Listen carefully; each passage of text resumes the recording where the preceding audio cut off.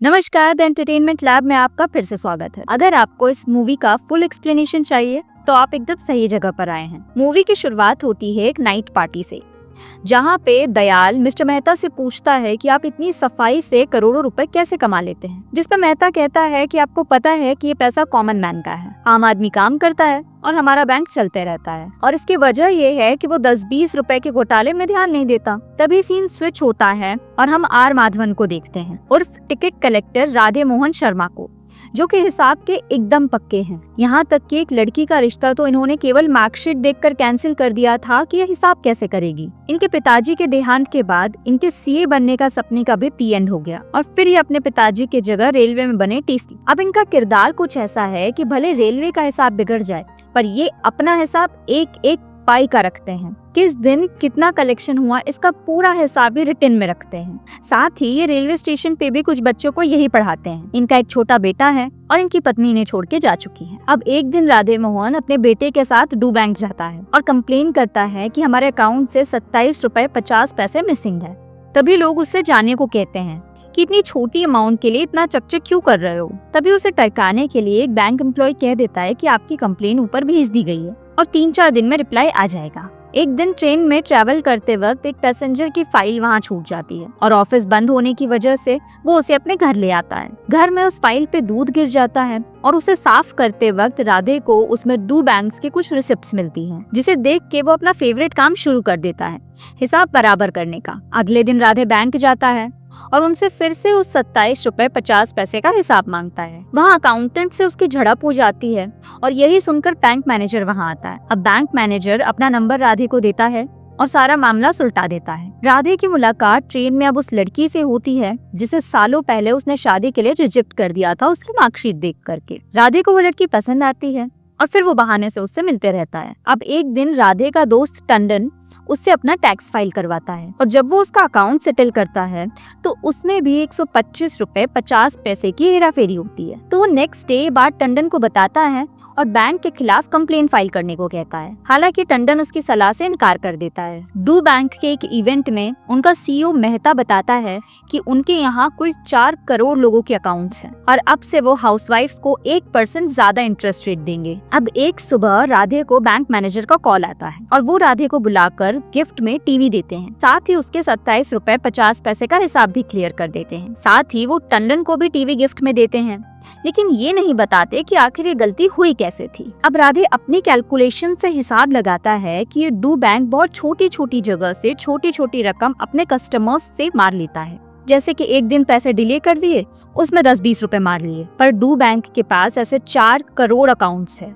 और इससे वो करोड़ों का घोटाला कर रहे हैं। उसी रात राधे एक एम्प्लॉय से 1200 लोगों के बैंक स्टेटमेंट्स खरीद लेता है और हिसाब लगाने पे उसे पता चलता है कि सिर्फ इतने अकाउंट्स में 22,40,780 रुपए का घोटाला है। और इस स्कैम की इंक्वायरी का कोर्ट ऑर्डर डायरेक्ट मेहता के पास जाता है। मेहता पुलिस को पैसे खिला करके मीडिया से विवाद छुपा लेता है और साथ ही अब वो राधे के बारे में पता करता है। अब पुलिस नेक्स्ट डे राधे को इंक्वायरी के लिए थाने बुलाती है और पुलिस वहाँ राधे से बदतमीजी कर रही थी। तभी वहाँ इस केस के इंचार्ज पूनम सुभाष आती है और ये वही लड़की होती है जिसे राधे डेट कर रहा है। दूसरे साइड मेहता उस लड़के तक पहुँच जाता है जिसने वो बैंक स्टेटमेंट्स राधे को दिए थे। मेहता के आदमी अब उसे बहुत मारते हैं। नेक्स्ट डे राधे से पूछा जाता है कि ये बैंक स्टेटमेंट्स आखिर उसे कहाँ से मिले और वो नाम बताने से मना करके वहाँ से चला जाता है। लेकिन उसी के बाद बैंक मैनेजर उन्हीं 1200 बैंक अकाउंट्स के मॉडिफाइड स्टेटमेंट्स लेकर के पुलिस स्टेशन पहुंचता है, साथ ही कुछ मिठाई भी, और राधे सब समझ जाता है। राधे रात में अपने बच्चे के साथ इंडिया गेट घूमने जाता है,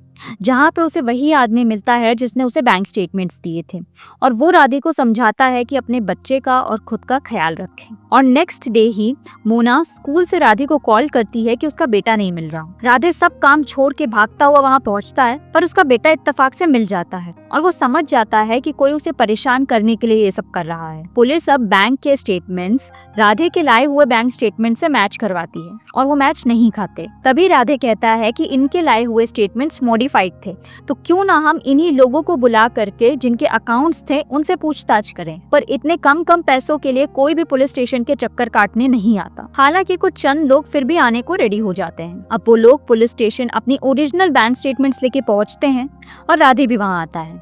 राधे की पूनम सुभाष से कुछ बहस हो जाती है। तब पूनम सुभाष उसे बताती है कि 15 साल पहले जिस लड़की को मार्कशीट देखकर आपने रिजेक्ट किया था वो मैं ही हूँ, और फिर राधे वहाँ से चला जाता है। पूनम सुभाष अब कोर्ट में अपनी रिपोर्ट्स की फाइंडिंग सबमिट कर देती है और कोर्ट में बताया जाता है कि बैंक का हिसाब एकदम सही है और राधे को 1 दिन की जुडिशियल कस्टडी में रखा जाता है। वहीं पुलिस वैन में राधे की मुलाकात मेहता से होती है और मेहता उसे इनडायरेक्टली धमकी देता है। अब पता चलता है कि पूनम के सीनियर्स ने उसकी रिपोर्ट्स वाली फाइंडिंग्स चेंज कर दी थी। नेक्स्ट डे रेलवे स्टेशन पर राधे का एक स्टूडेंट 5-10 रुपए की झड़प के लिए ट्रेन के ट्रैक पे गिर के मर जाता है और तब राधे कहता है कि आम आदमी एक एक पैसा इतनी मेहनत से जोड़ता है, और इसी दुख में आकर राधे डायरेक्ट आरबीआई को डू बैंक की सारी डिटेल्स भेज देता है। अब आरबीआई से डायरेक्ट कॉल मेहता को आता है कि अपनी बैंक की सारी डिटेल्स भेजे। राधे से बदला लेने के लिए मेहता अब उसका घर भी तोड़वा देता है और महज 17 रुपए के गमन का आरोप लगा करके उसे नौकरी से भी सस्पेंड करवा देता है। रात को मेहता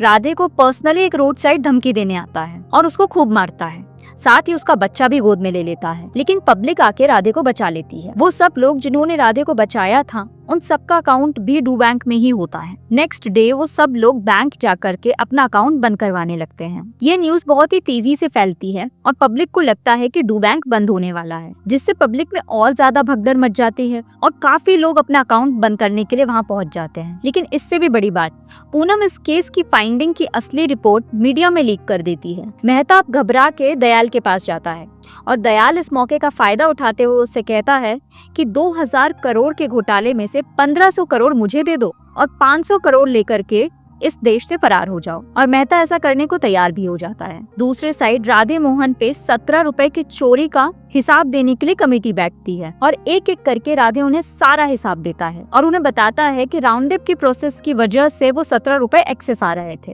वहीं दूसरी साइड मेहता देश छोड़ के जाने की पूरी तैयारी कर लेता है और सभी लोग मिलकर उसे रोकने का ट्राई करते हैं और ये पता चलता है कि सभी आम आदमी मिल करके उसके पास का पूरा पैसा गायब कर देते हैं और राधे सारा पैसा आरबीआई की इन्वेस्टिगेटर मिसेस रंगनाथन को सौंप देता है। इसके बाद दयाल और मेहता को जेल हो जाती है और एंड में पूनम राधे से पूछती है कि आखिर वो आदमी कौन था जिसने एयरपोर्ट पे पैसे बदल दिए थे। इस पे राधे कहता है कि वो कोई भी आम आदमी हो सकता है और मूवी यहीं पे खत्म हो जाती है। तो चलिए आज के लिए बस इतना ही। हमारे साथ यहाँ तक बने रहने के लिए धन्यवाद। वीडियो पसंद आई हो तो चैनल को सब्सक्राइब करना ना भूले। फिर मुलाकात होगी अगले वीडियो में, तब तक के लिए गुड बाय।